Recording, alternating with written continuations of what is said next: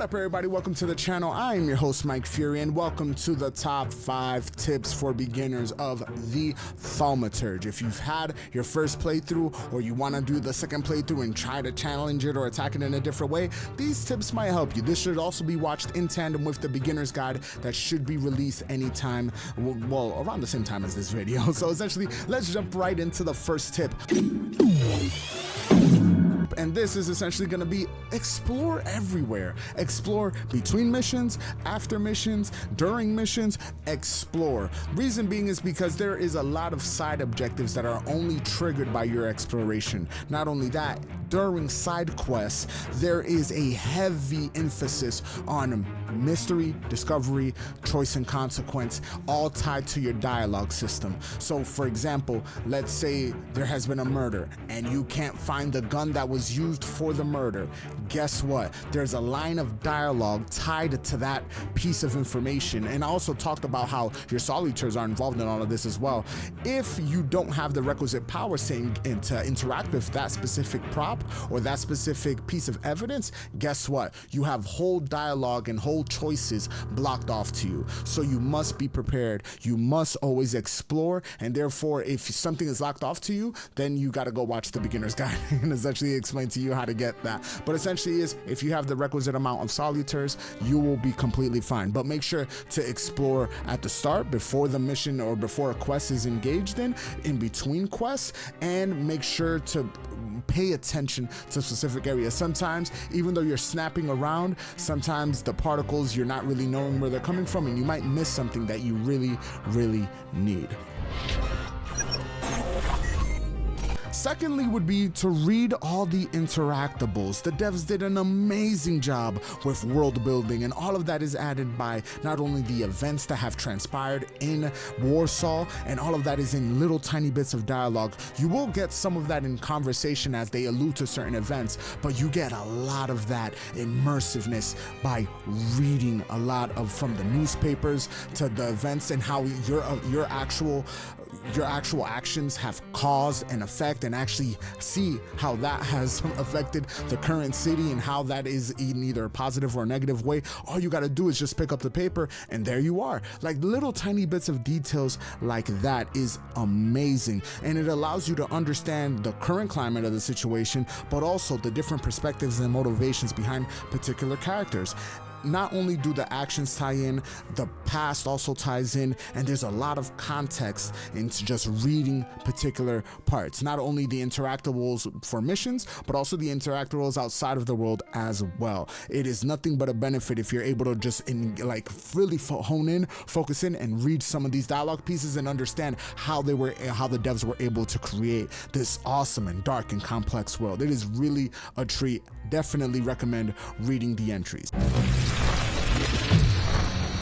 Next up, we have checking your map. It is actually very simple and a very powerful tool because it allows you to know what areas are locked to you, and it allows you to understand what areas have been unlocked because of your progression. So just because you went into a map at the start and didn't see much that was available to you in terms of areas, doesn't mean that once you progress a little bit in the story, those areas won't be available later on. And some of them are available after you've solved specific side quests. So every time, just check in the map, look at what areas you still haven't explored, or look at what areas have been open to you, check it, then go and explore and understand if there's anything there of interest, or if there's nothing there and it just happens to be there for you to just look at a particular object, or get a particular scene, or take a particular picture, little things like that. It does add also a little bit to the exploration side of it because there's a lot of areas that are naturally locked to you as you progress through the game.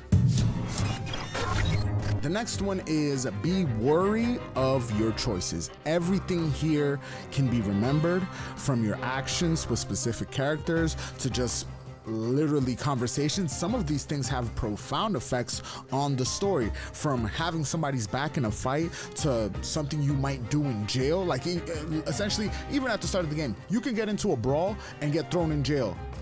Literally just that easy. And that particular action right there kind of makes you a marked man, and therefore the rest of the game will be different, because now in the eyes of many you will be looked at as a criminal. Like, just that little tiny detail right there.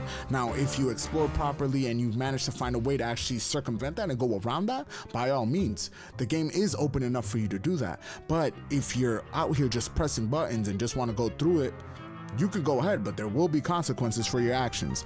Now, the same thing happens with some of the areas. Some of the areas are locked off because of your decision making. So depending on how you will attack certain situations, you might get a positive, you might get a negative. It all depends, but be wary of the decisions. Think clearly when you're gonna do something, because the effects might block you off from doing something later on.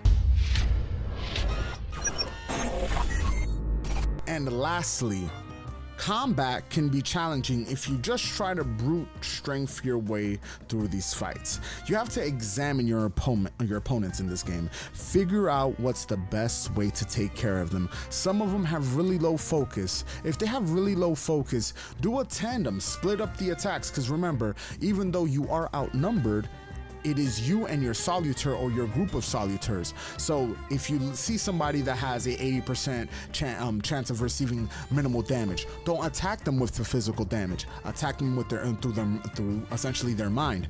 Use your different Thaumaturges and attack them from a way that they can't really resist. But you don't want to use the physical attacking Thaumaturges to do that either, because then you're not in anything. So now what you want to do is essentially add to their suffering, or bring up dark memories, or however it is. It never really explains how you enhance their suffering, but you can give them agony. You essentially create this effect where they literally bleed out, or they suffer mentally. They're drained, and therefore you actually get to knock them out in a different way, but you have to read and understand them. Some of them have quirks and traits that could only be deactivated by particular Thaumaturges. So sometimes you'll be like, why am I keep on losing to this guy? Oh, it's because his trait is active and you haven't deactivated it from the start of the match. The first thing you want to do when you get into a match is read everybody's trait to see if they have one, and if they have one, then proceed with caution and split your attacks. Sometimes some people are so meddlesome, you might want to take them out as soon as possible. But this level of strategy, and along with the different level of progression that you can add side effects to your abilities, this makes it awesome. But it also depends on your choices as well. So combat can be challenging if you're just brute strengthening it, but you can create combos with different skills and different Thaumaturges, and you can really send these fools packing if you just pay attention and plan accordingly. Thank you guys for watching. If you guys enjoyed the video or enjoyed videos like this, hit the subscribe button, hit the like button if you enjoyed the video. If you didn't, hit the dislike button. It's all good. You could also comment down below. Let me know how I can make these videos better. And also, if you guys really want to make me happy, or want to make a fat boy proud, you can go ahead and check out the links down in the description below. There's my Patreon, there's the Amazon link. $1 a day keeps the landlord away. I'm your host, Mike Fury. It's been a complete pleasure. Until next time, Mike. Oh.